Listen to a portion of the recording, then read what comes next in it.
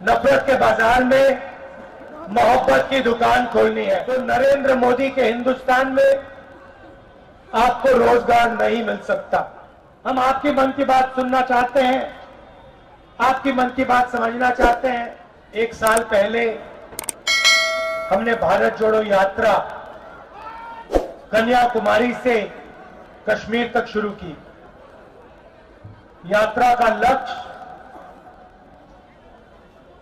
जो आरएसएस और बीजेपी के लोगों ने देश में नफरत और हिंसा फैला रखी है, उसके खिलाफ खड़ा होना और उनकी विचारधारा के सामने हमारी विचारधारा,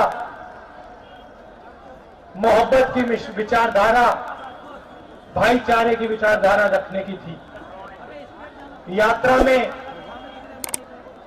एक लाइन में हमारी पूरी की पूरी सोच, एक लाइन में, एक नारे में यात्रा से निकली है। और जहां भी ये नफरत का बाजार खोलते हैं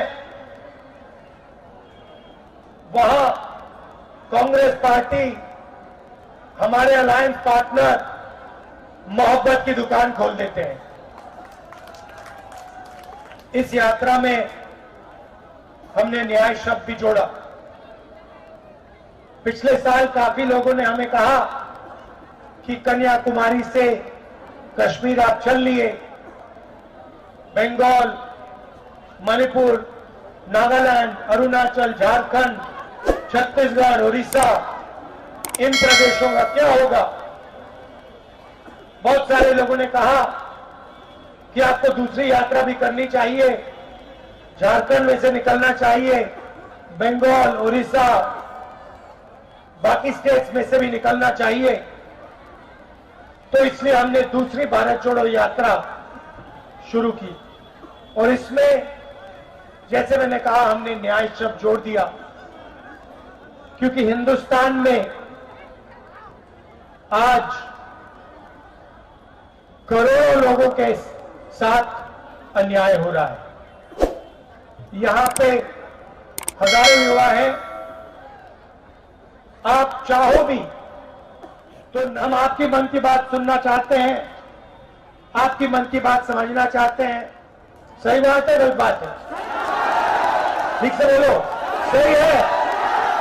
दिल्ली तक सुनाई देना चाहिए। क्यों? क्योंकि नरेंद्र मोदी ने नोटबंदी की, गलत जीएसटी लागू की और जो छोटे व्यापारी हैं, स्मॉल एंड मीडियम बिजनेस जो चलाते हैं, उनको नोटबंदी से, जीएसटी से उनको खत्म कर दिया। तो जो हमारी रोजगार की रीढ़ की हड्डी है, उसको नरेंद्र मोदी जी ने, बीजेपी ने तोड़ दिया। और नतीजा यह है कि हिंदुस्तान में आज करोड़ों युवा हैं, मगर 40 साल से सबसे ज्यादा बेरोजगारी हमारे इस देश में है, क्योंकि नरेंद्र मोदी जी चाहते हैं कि युवाओं को रोजगार ना मिले और हिंदुस्तान के 2, 3, 4 अरबपति इस देश का पूरा धन उठा के ले जाए। तो हमने आर्थिक अन्याय,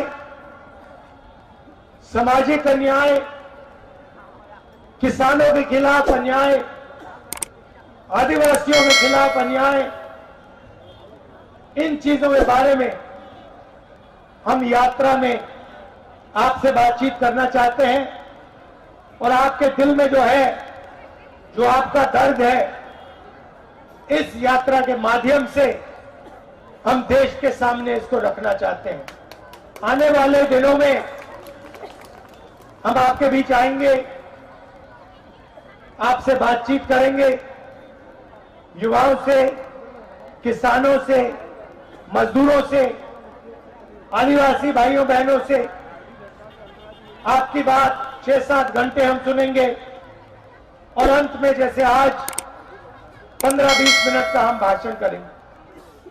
हम आपकी मन की बात सुनना चाहते हैं, आपकी मन की बात समझना चाहते हैं। हम अपनी मन की बात आपने सामने नहीं रखने आए हैं, हम आपकी बात सुनने आए हैं, आपके दिल में जो है वो समझने आए हैं। आने वाले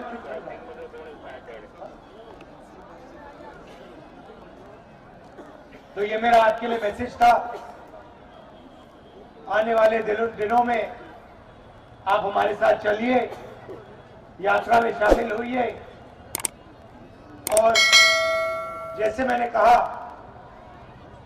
नफरत के बाजार में मोहब्बत की दुकान खोलिए। आखिरी बात मैं कहना चाहता हूं, आपने देखा कि आपने जो सरकार चुनी थी, आपने वोट डाल के जो सरकार चुनी थी, उस सरकार को बीजेपी ने चोरी करने की कोशिश की, उसको उखाड़ने की कोशिश की। और मैं खुशी से कह रहा हूं कि उनकी जो साजिश थी, उनके खिलाफ हम सब खड़े हो गए और आज यहां हमारे चीफ मिनिस्टर साहब नए इलेक्ट होके आए हैं। लड़ाई विचारधारा की है, उनके पास धन है, सारी की सारी एजेंसीज हैं। जितना दबाव डालने की कोशिश कर सकते हैं वो करें, हमें कोई फर्क नहीं पड़ता। हम बीजेपी से, आरएसएस से डरने वाले नहीं हैं।